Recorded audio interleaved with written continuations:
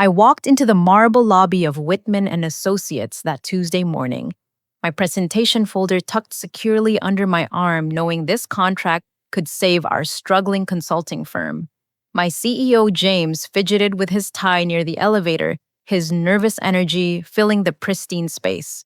The receptionist directed us to the 20th floor conference room where I spotted the distinguished Walter Whitman Sr. seated beside a younger man in an expensive charcoal suit.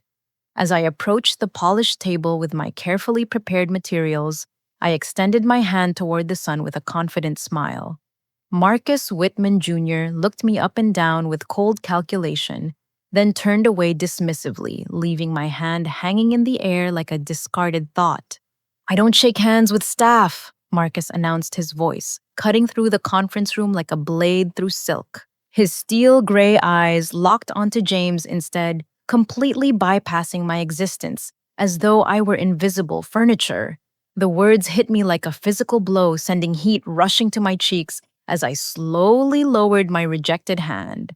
Walter Sr. shifted uncomfortably in his leather chair, his weathered face showing the slightest grimace, but he remained silent as his son established the hierarchy. I forced my expression into professional neutrality while my stomach twisted into knots.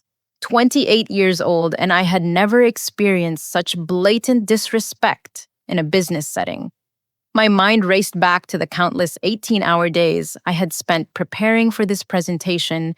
The weekends sacrificed the detailed research that kept me awake until 3 in the morning.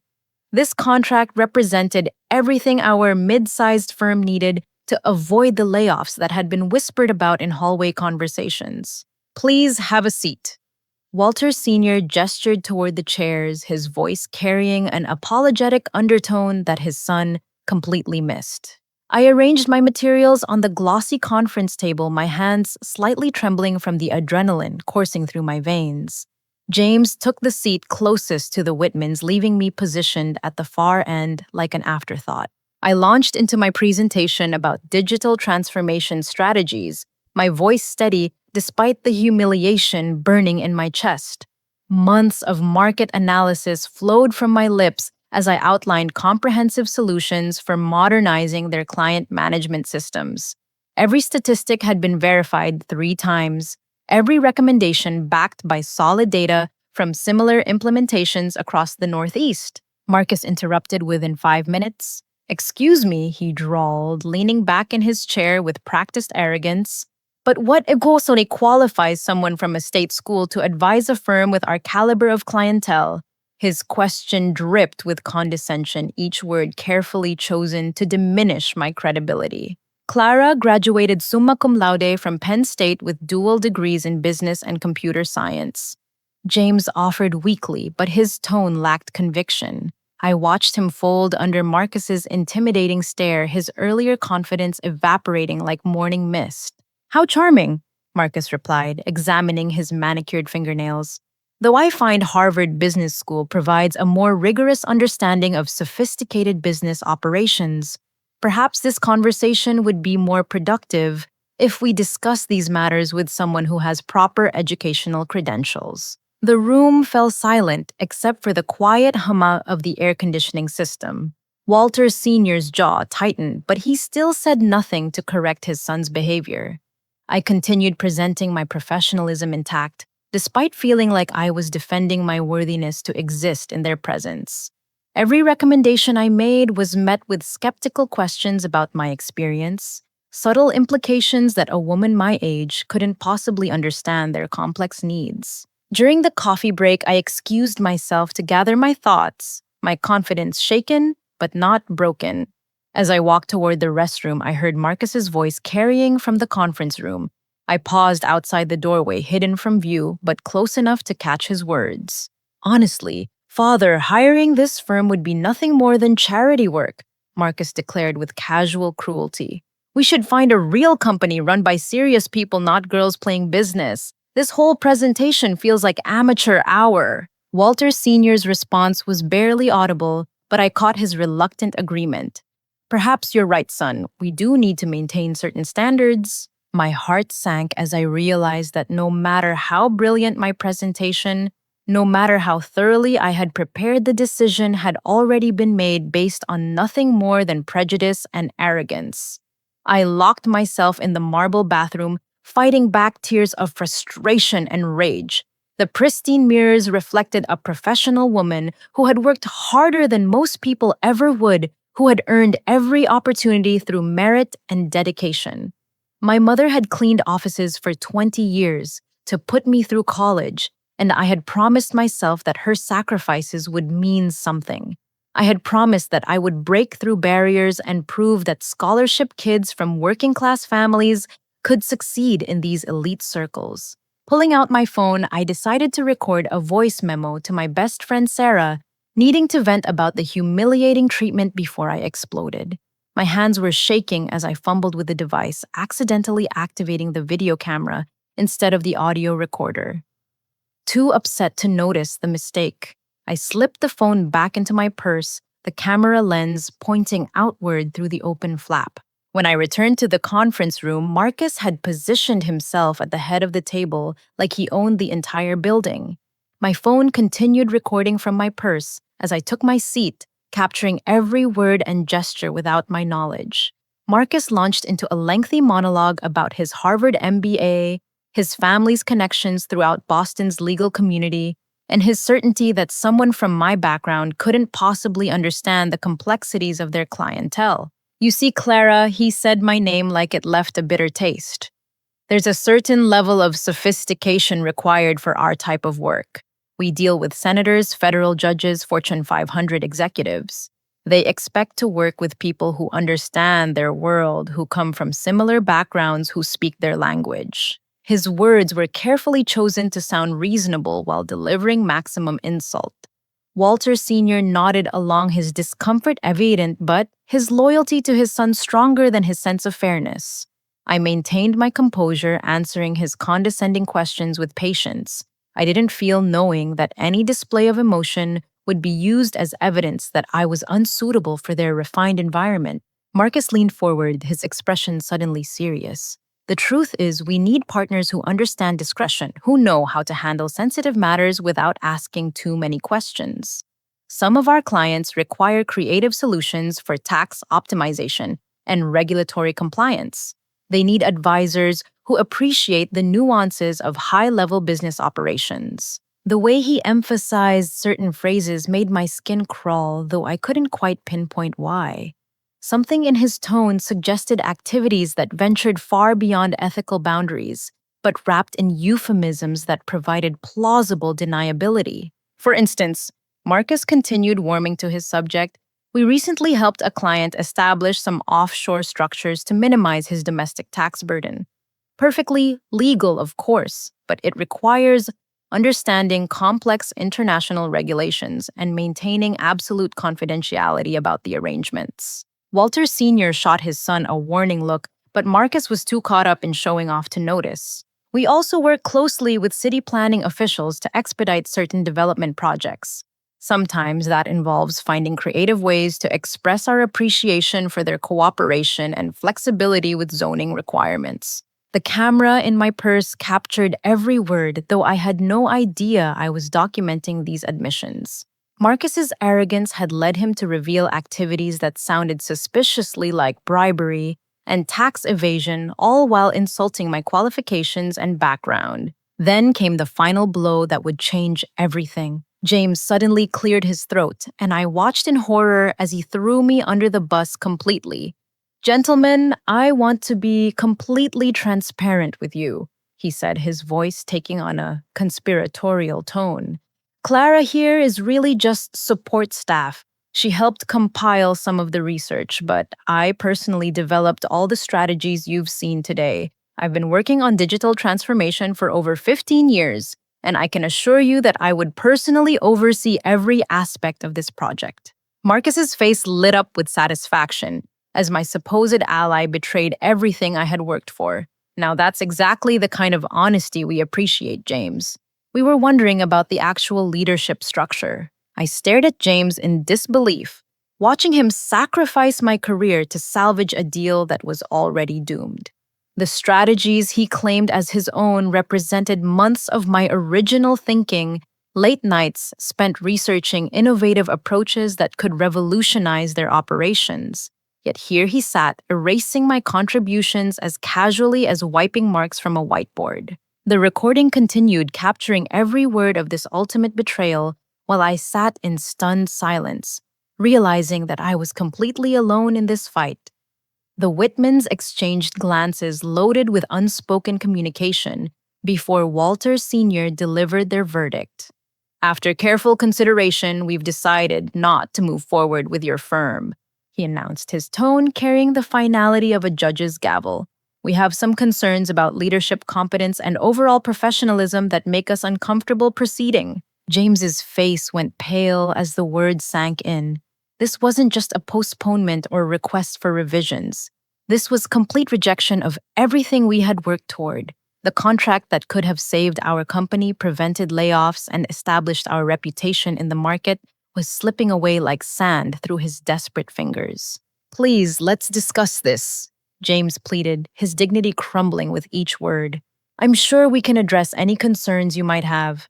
Perhaps we could restructure our approach, modify our timeline, anything you need. Marcus leaned back in his chair, clearly savoring the power dynamic. Well, there is one possibility, he mused, letting the silence stretch until James was practically vibrating with anxiety. We might consider a revised arrangement if you were willing to make some significant changes to your team structure. My stomach dropped as I realized where this conversation was heading. I would personally guarantee that Clara would have no involvement whatsoever in this project, James said quickly, selling me out again without hesitation. She could be reassigned to other accounts, and I would personally manage every detail of your engagement. We could also reduce our fees by 30% to demonstrate our commitment to rebuilding your confidence. I watched this humiliating display with a mixture of rage and disgust. James was begging now, offering to throw me overboard to save himself while reducing the value of our work to almost nothing. The man I had respected as a mentor was revealing himself to be nothing more than a spineless opportunist who would sacrifice anyone to protect his own interests. Marcus enjoyed every moment of James's desperation, making him grovel while I sat there as the unwanted baggage they were discussing like I wasn't even present. Your willingness to make adjustments is noted, he said slowly. But I'm afraid the damage to our confidence has already been done. We need partners we can trust from day one, not firms that require extensive supervision and restructuring. The rejection was final. Walter Sr. added some polite language about appreciating our time and effort, but the decision was irreversible. As we packed up our materials in silence, I thought about the dozens of families at our company who would be affected by this failure. The graphic designer who had just bought her first house, the junior analyst supporting his elderly parents, the administrative assistant going through a difficult divorce. All of them would suffer because of Marcus's prejudice and James's cowardice. The elevator ride down felt like descending into purgatory. James stood rigid beside me, his jaw clenched so tight I thought it might crack. The marble lobby that had seemed so impressive that morning now felt like a mausoleum of dead dreams. The security guard who had smiled at us during our arrival now avoided eye contact, sensing the defeat radiating from our rigid postures. The drive back to our office passed in suffocating silence. James gripped the steering wheel like he was strangling it while I stared out the window at the city rushing past. Every red light felt like another delay before the inevitable confrontation that awaited us. I knew that somehow, some way, this disaster would become my fault in his mind. Our company's modest office building looked shabbier than usual when we pulled into the parking garage. The elevator to the 7th floor felt like riding to my own execution. James's secretary glanced up nervously as we walked past her desk without speaking clearly, sensing the tension crackling between us like electricity before a thunderstorm. He called an emergency meeting within an hour, gathering the entire staff in our largest conference room. 23 employees packed into a space designed for 15, their faces reflecting curiosity mixed with dread. Everyone knew how much this contract meant for our survival. I'm afraid I have disappointing news about the Whitman account. James began his voice, carrying the authority he had lacked during his begging session earlier. Due to some unprofessional behavior during our presentation, they have decided not to move forward with our proposal. The room fell silent as heads turned toward me. I felt the weight of their stares like physical pressure, knowing that James was about to make me the scapegoat for his failure. Clara's conduct during the meeting raised serious concerns about our firm's reputation and reliability. He continued, each word carefully chosen to shift blame away from himself. As a result, I'm implementing immediate changes to prevent similar incidents in the future. The announcement hit like a thunderbolt. Effective immediately, Clara will be demoted to junior associate level with a corresponding 40% salary reduction.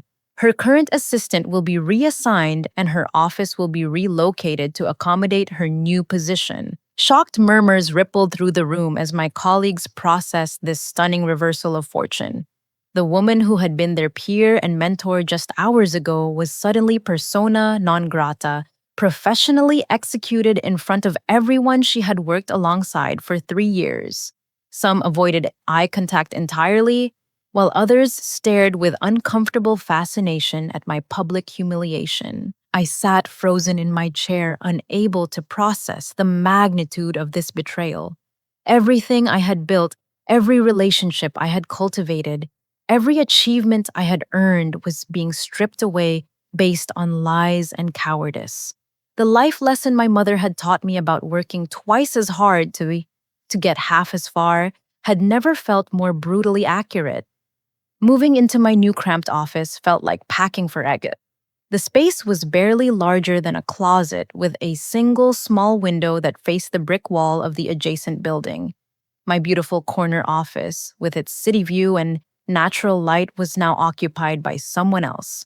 A constant reminder of how quickly success could be stolen away. I packed my personal items methodically, each photograph and award a painful reminder of achievements that now meant nothing.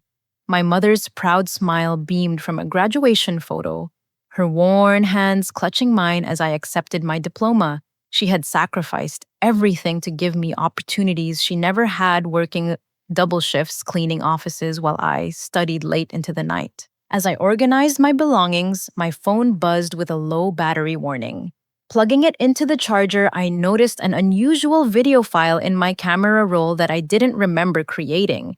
Curious, I tapped the file and watched in amazement as the conference room appeared on my screen.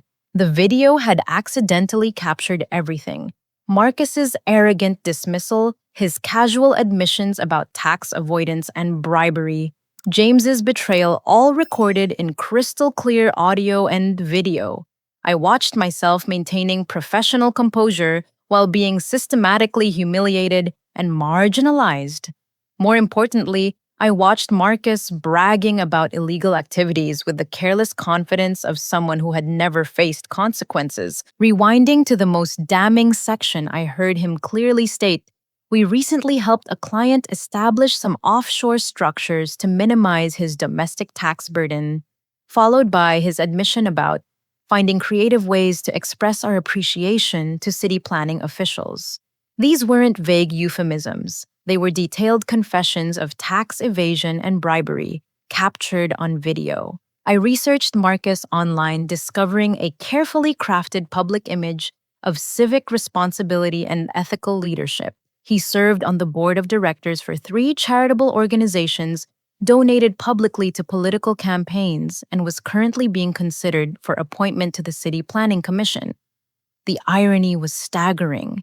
The man who casually admitted to bribing city officials was seeking a position that would give him direct influence over those same officials. His social media presence painted him as a champion of merit-based advancement and fair business practices.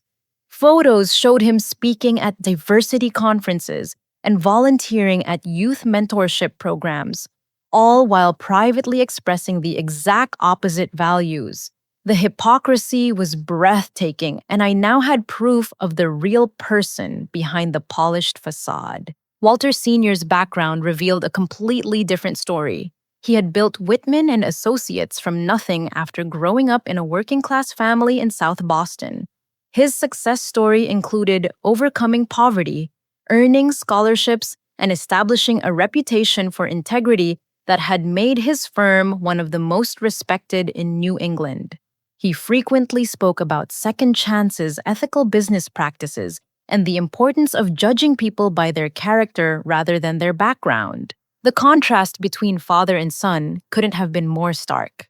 Walter represented everything Marcus pretended to be, while Marcus embodied everything Walter claimed to oppose. I wondered if Walter truly knew what kind of person his son had become, or if he had been blinded by parental loyalty and social pressure. My research revealed that Walter would be speaking at the Northeast Business Ethics Conference the following week. The event's theme was Integrity in Family Business Succession, and Walter was scheduled to deliver the keynote address about training the next generation to uphold moral standards. The timing was perfect, almost as if fate was providing me with the exact opportunity I needed. That evening, my phone rang with a call that would add emotional fuel to my already burning desire for justice. My mother's voice was shaky as she delivered news that shattered my heart into a million pieces. "Sweetheart, I got some bad news today," she said, trying to sound brave despite the tremor in her words. "They let me go from the cleaning service. After 20 years, they said they're doing some corporate restructuring and don't need me anymore. 20 years of loyal service arriving before dawn to clean offices while everyone else slept, never missing a day, even when she was sick, all thrown away like garbage." "Which company was it, Mom?" I asked, though something deep in my stomach already knew the answer. "Whitman and Associates," she replied quietly.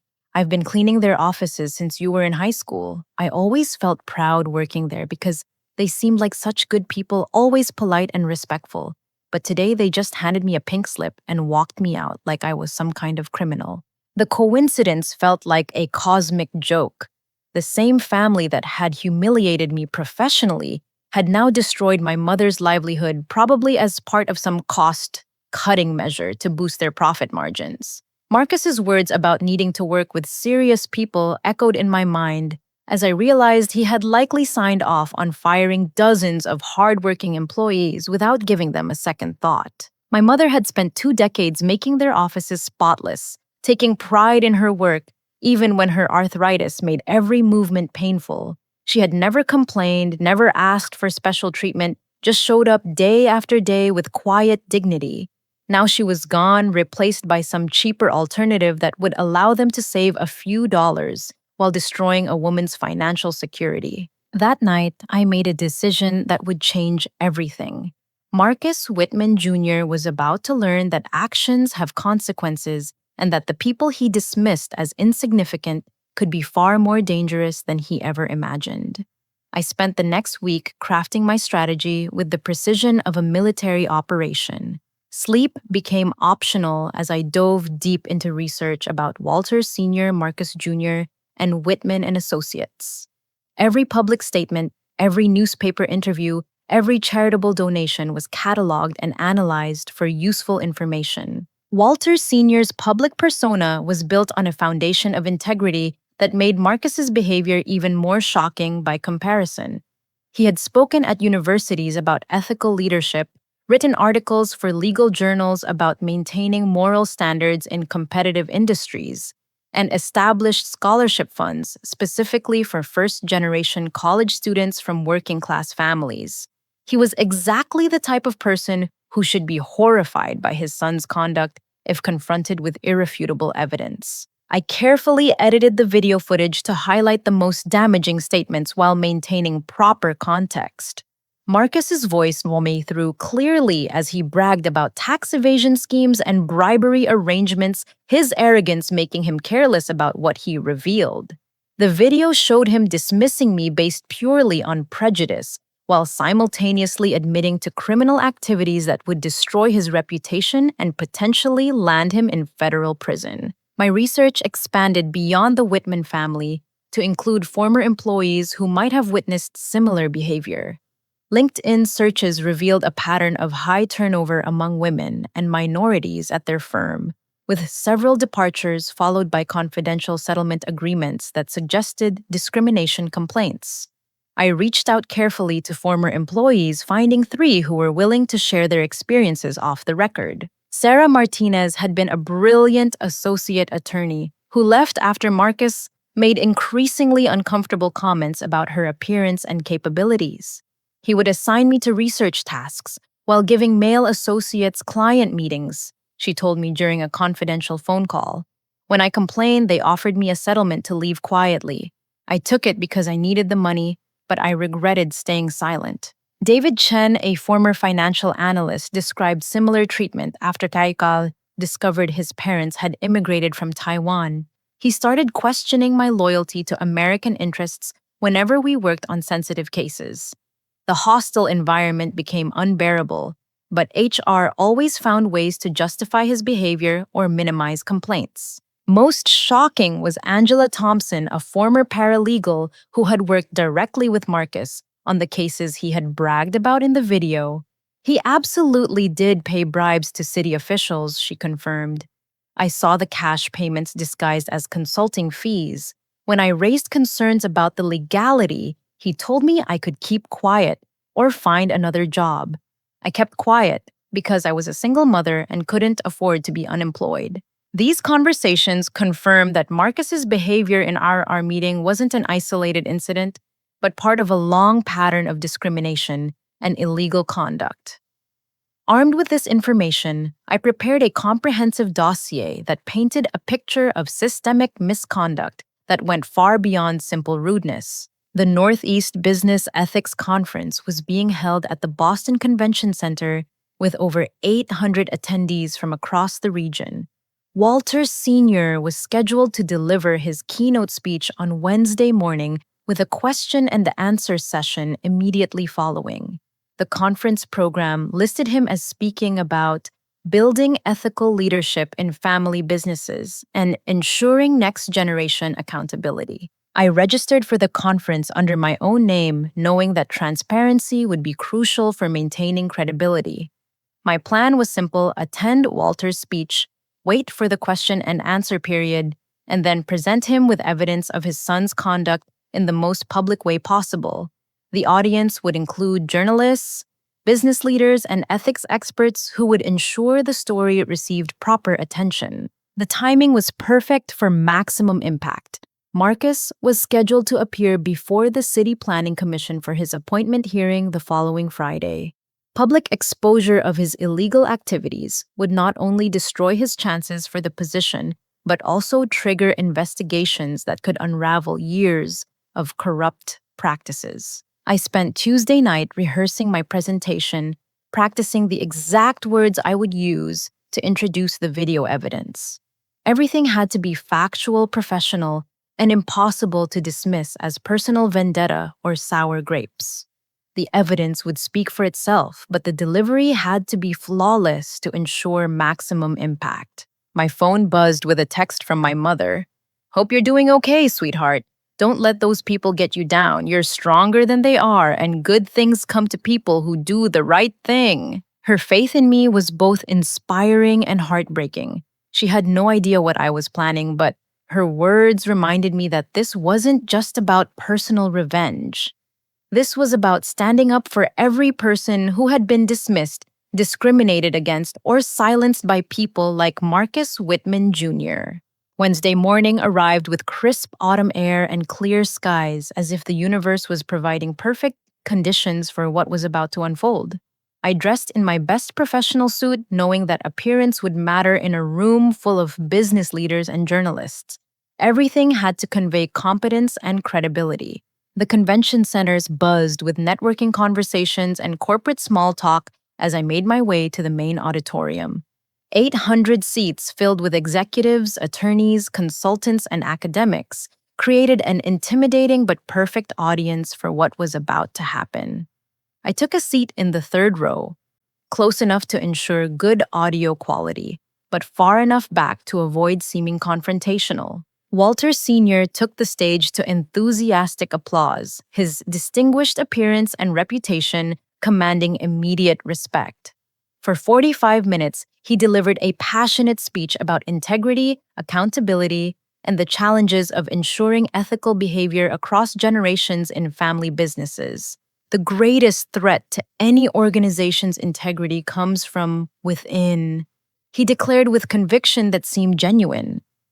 We must hold family members to even higher standards than other employees because they represent not just our companies, but our personal values and legacy. Every word felt like bitter irony, given what I knew about his son's behavior. The audience hung on every word as Walter spoke about creating cultures of accountability where misconduct was confronted rather than covered up. If only he knew how perfectly his son exemplified everything he was condemning. Too often, family businesses fail because personal loyalty overrides ethical judgment, he continued. We cannot allow blood relations to become blind spots that enable destructive behavior. Future generations must earn their positions through merit and character, not birthright and privilege. The question and answer session began with softball inquiries about implementation strategies and measurement techniques. I waited patiently as several attendees asked predictable questions about training programs and compliance systems. When the moderator called for final questions, I stood up slowly, my heart pounding but my voice steady. Mr. Whitman, you've spoken eloquently about accountability and merit-based advancement. I began, my words carrying clearly through the auditorium's sound system. How do you ensure that family members actually live up to these standards rather than simply paying lip service to them? Walter smiled broadly, clearly pleased with what seemed like an intelligent question. That's exactly the right question to ask, he replied enthusiastically. Family businesses succeed when we hold ourselves to higher standards, not lower ones. Every family member must prove their worth through actions, not just words. I took a deep breath, knowing that the next few minutes would change everything. I appreciate that answer, and I'd like to share something relevant with you and this audience, I said, pulling out my phone. Yesterday, I came across video evidence of discriminatory conduct and potential illegal activities by a family member of a prominent Boston law firm. Would you like to see how your principles apply when faced with actual evidence rather than hypothetical scenarios? The room fell silent as Walter's expression shifted from confidence to confusion. I'm not sure I understand what you're suggesting, he said carefully. This video shows someone bragging about bribing city officials and helping clients evade taxes through offshore accounts. I continued, my voice growing stronger with each word. The same person also made discriminatory statements about women in business and dismissed qualified professionals based purely on prejudice. I think you'll find it quite educational. I held up my phone and pressed play the audio, carrying clearly through the auditorium as Marcus's voice filled the space with his arrogant admissions.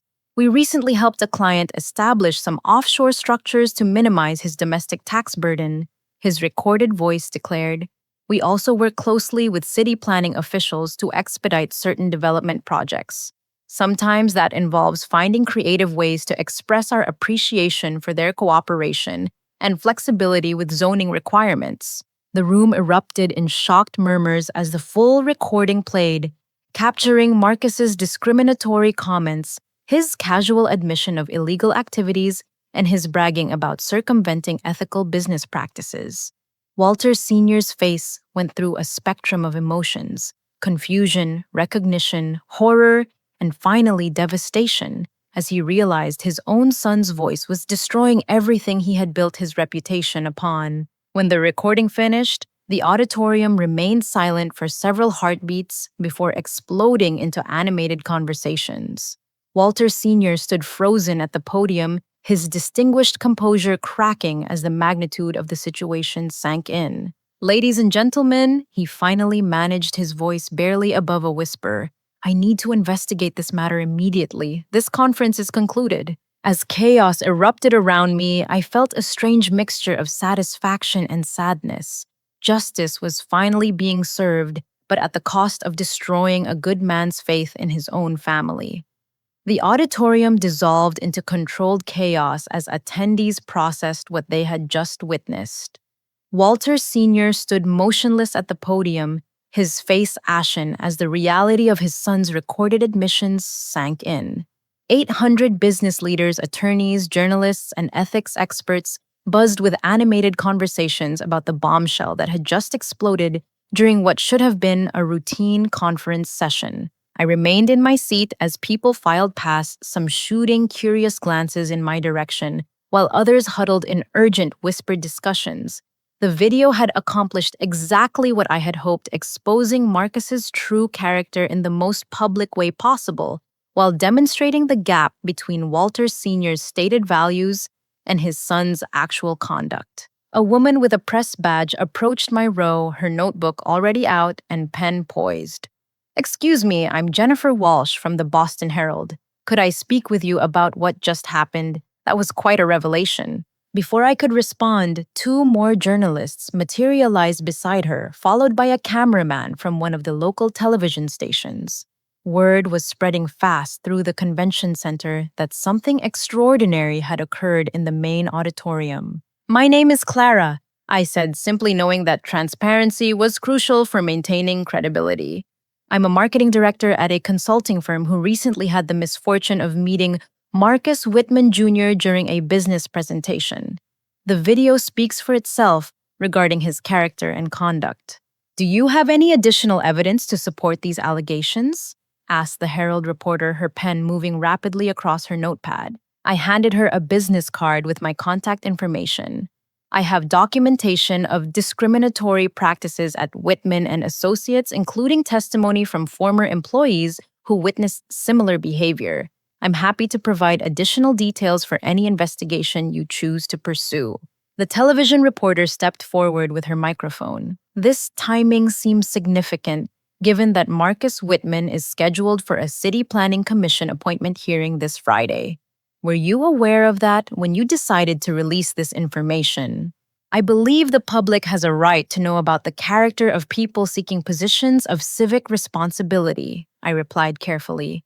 "The video contains his own admissions about bribing city officials. That seems directly relevant to his fitness for a planning commission role." Within an hour, the story had exploded across social media platforms. The hashtag #MeritNotPrivilege began trending as people shared about the video and discussed the broader implications of privilege, accountability, and corporate ethics. News outlets picked up the story with headlines like "Ethics Conference Bombshell Exposes Corruption Allegations" and "Privilege versus Merit Video Reveals Discrimination and Bribery Claims." My phone buzzed constantly with calls from reporters, investigators, and supporters who had seen the coverage. The story was resonating far beyond Boston, touching a nerve about inequality and accountability that had been building for years.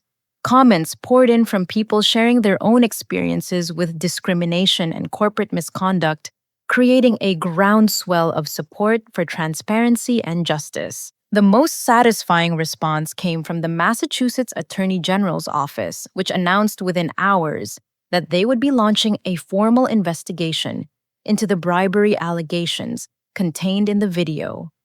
Federal authorities also indicated interest in examining the tax evasion claims, particularly given the recorded admissions about offshore financial structures. Walter Sr. released a statement that evening expressing his shock and disappointment while promising full cooperation with any investigations. "I am deeply troubled by the allegations against my son, and am committed to ensuring that our firm operates with the highest ethical standards," he wrote. "No one is above accountability, including family members." The statement was carefully crafted, but clearly painful for a man who had built his reputation on integrity. I felt sympathy for Walter Sr., knowing that Marcus's actions had betrayed not just my trust, but his father's values and legacy.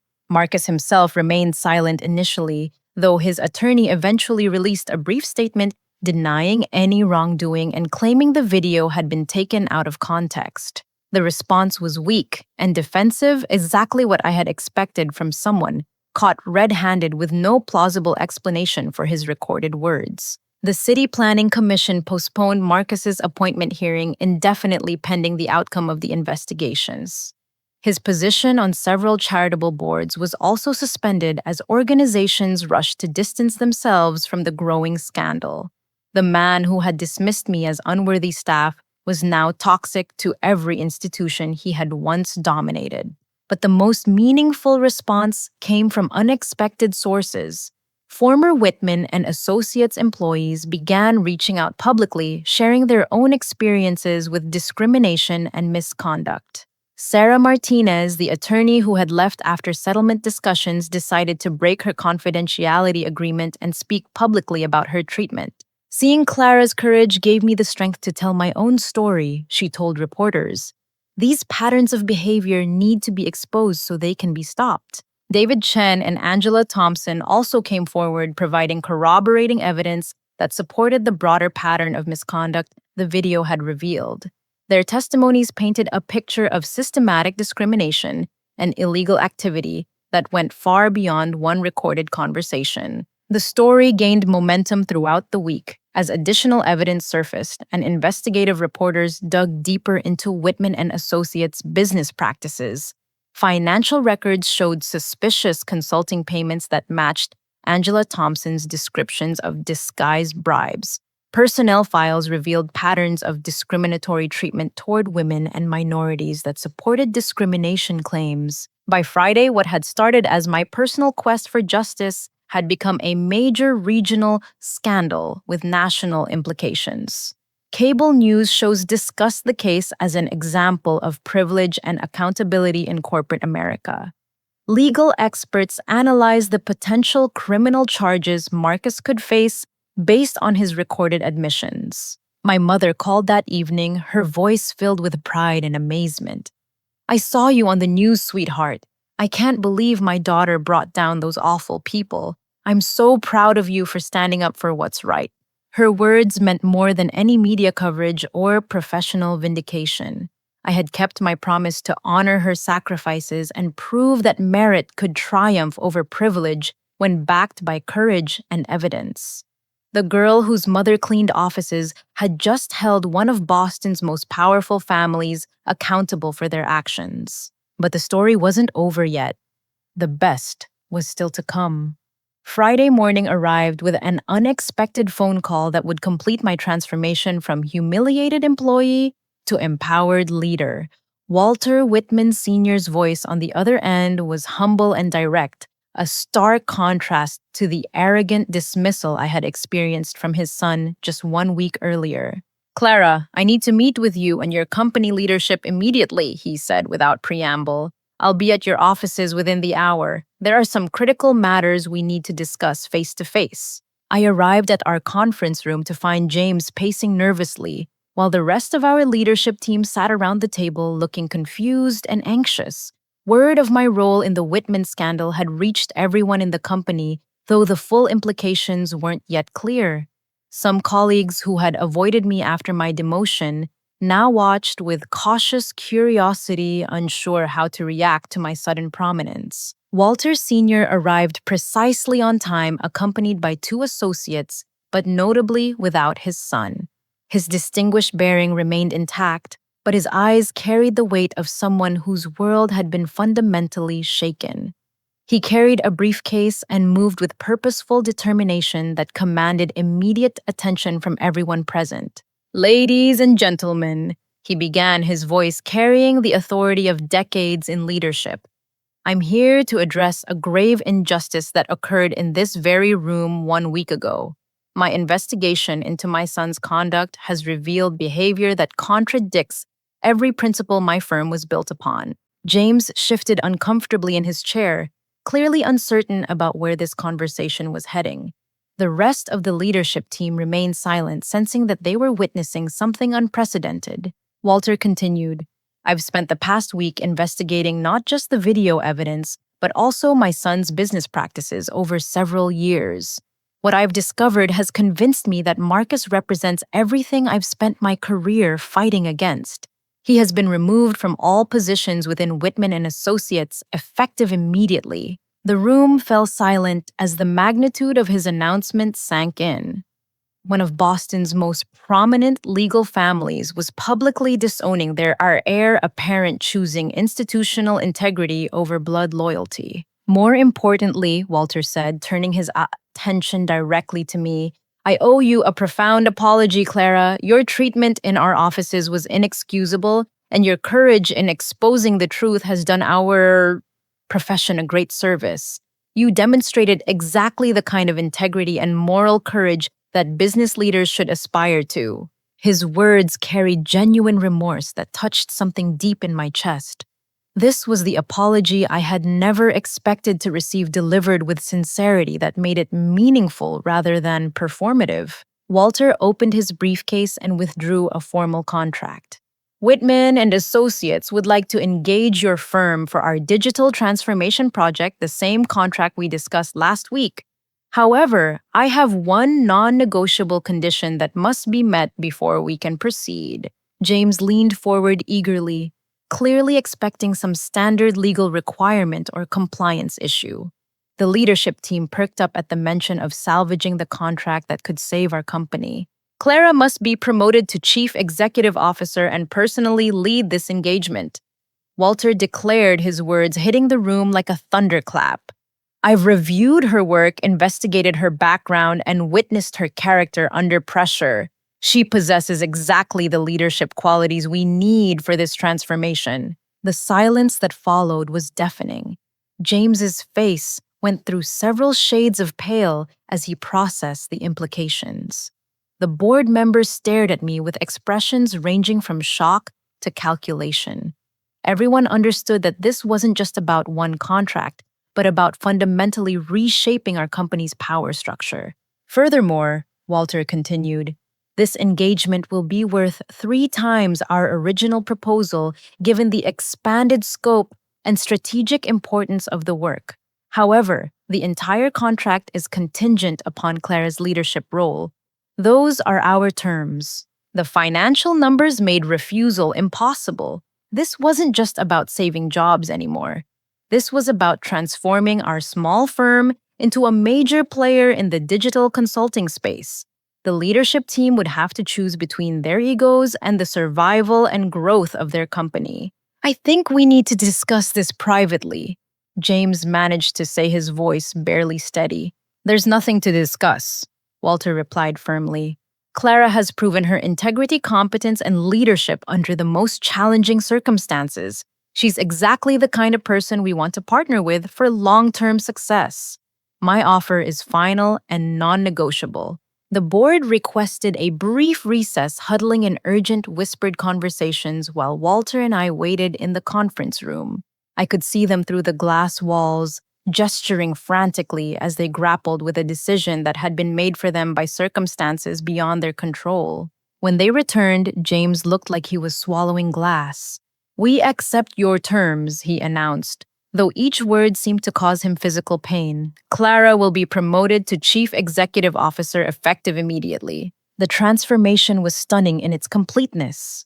The woman who had been demoted and humiliated just 1 week earlier was suddenly running the entire company. The colleagues who had avoided eye contact were now congratulating me with forced smiles and calculated enthusiasm. Walter shook my hand warmly, a gesture that felt like symbolic redemption after his son's insulting refusal. I look forward to working with you, Clara. I believe this partnership will be beneficial for both our organizations. As the meeting concluded and contracts were signed, I reflected on the extraordinary journey that had brought me to this moment.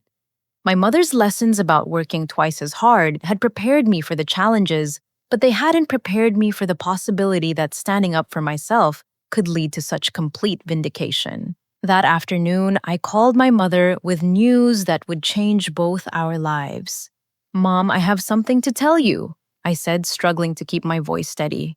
I just got promoted to CEO of my company, and I want to offer you a position as our head of facilities management, full benefits, retirement plan, and the respect you've always deserved. Her tears were audible through the phone as 20 years of menial labor and financial insecurity melted away. Oh, sweetheart, I'm so proud of you. You've become everything I dreamed you could be. The following weeks brought a cascade of positive developments that exceeded my wildest expectations. Marcus faced federal charges for tax evasion and bribery, with prosecutors using his recorded admissions as key evidence. His appointment to the City Planning Commission was permanently withdrawn, and he resigned from all his charitable board positions under pressure. The discrimination investigation at Whitman and Associates led to significant policy changes and financial settlements for affected former employees. Sarah Martinez, David Chen, and Angela Thompson all received compensation for the hostile treatment they had endured, along with public vindications of their professional reputations. My company flourished under the new leadership structure and increased revenue. I implemented diversity and inclusion initiatives that attracted top talent from underrepresented communities. The Whitman contract became a showcase project that led to additional high-profile engagements, establishing our firm as a leader in ethical business transformation. 6 months later, I was invited to speak at the same Northeast Business Ethics Conference where I had exposed Marcus's misconduct. This time, I took the stage as a recognized leader rather than an audience member with a smartphone. True accountability requires more than policy statements and mission statements, I told the assembled business leaders.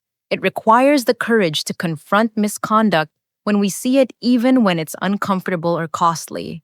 Integrity isn't just about doing the right thing when it's easy, it's about standing up for the principles when everything seems stacked against you. The audience responded with genuine enthusiasm, recognizing that my story represented something larger than personal success. It was proof that merit and integrity could triumph over privilege and prejudice when backed by courage and evidence. Walter Sr. approached me after the speech, his face beaming with satisfaction. "Marcus called me yesterday," he said quietly. "Prison has given him time to reflect on his choices. He wanted me to tell you that you taught him more about accountability than I ever managed to.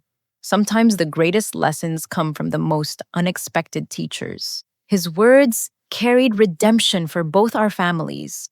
Marcus's legal troubles had ultimately led to personal growth, while my vindication had restored faith in the possibility that justice could prevail against seemingly impossible odds. That evening, I stood in my corner office watching the city lights twinkle below, thinking about the journey that had brought me here. The handshake that Marcus had refused to give had ultimately led to opportunities he could never have imagined. His prejudice had become the catalyst for his own downfall and my unprecedented rise. My mother's photograph sat prominently on my desk, a reminder that success means nothing without the people who believed in us when no one else would. Her sacrifices had made this moment possible, but my courage had made it real. The most important lesson I learned wasn't about business strategy or leadership techniques. It was about the power that comes from refusing to accept injustice, even when fighting back seems impossible. Sometimes the worst betrayals lead to the greatest opportunities for growth and redemption. Standing up for yourself with dignity and evidence is more powerful than accepting mistreatment for temporary peace. Marcus Whitman Jr. had refused to shake my hand because he thought I was beneath his notice. But in trying to diminish me, he had revealed his own moral bankruptcy and created the circumstances for his own destruction.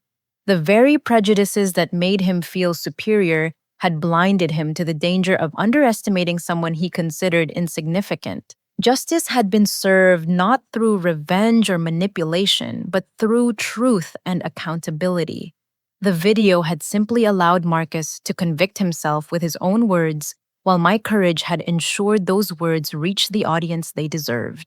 As I prepared to leave the office that night, I smiled, remembering the shocked expressions on the board's faces when Walter demanded my promotion to CEO. The same people who had watched my public demotion in silence were now eager to claim credit for my success. But the real victory wasn't professional or financial. It was personal. I had kept the promise I made to my mother and myself that merit and integrity would ultimately prevail over privilege and prejudice. That promise had carried me through moments of doubt and humiliation and had ultimately led me to exactly where I belonged. Have you ever had to stand up for yourself in a situation where everything seemed stacked against you? What gave you the courage to keep fighting when it felt impossible? I'd love to hear your stories in the comments below, because I believe we all have more power than we realize to create positive change in our lives and communities. Thank you for listening to my story and for believing that ordinary people can accomplish extraordinary things when they refuse to accept injustice. If this resonated with you, please like this video to help others find it, subscribe for more stories about overcoming adversity, and share it with anyone who might need encouragement to stand up for themselves. Remember, your worth isn't determined by how others treat you, but by how you choose to respond when faced with challenges that test your character. Stay strong, stay true to your values, and never underestimate the power of standing up for what's right.